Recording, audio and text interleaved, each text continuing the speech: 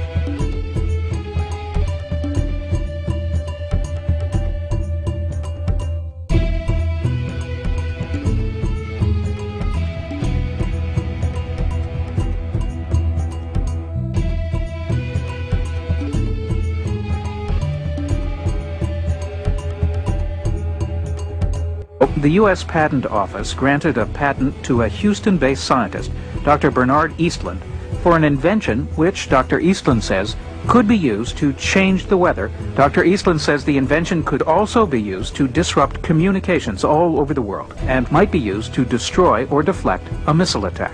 The Eastland patents had the ring of the mad scientist aspect of Tesla. Tesla talked about this Tesla shield around the planet and talked about particle beam weaponry, something called a death ray. Death ray? Gene wasn't sure where all this was leading until Mr. X called again.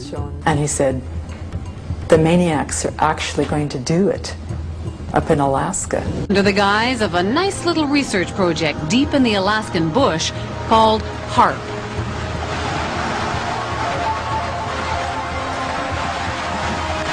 The basic concept is to build a very large antenna, then to utilize a large amount of power and to beam those radio waves up into the upper atmosphere. Have you approached the Pentagon with this invention? Yes, and what I'm not at liberty to tell you is the details of what that interaction has been. The word spread through the Alaskan bush, and soon a band of suspicious Alaskans set out to warn people about what they saw as the U.S. military's secret agenda. Haarp is a non-classified project run not by Bernard Eastland, but by the U.S. Army and Navy.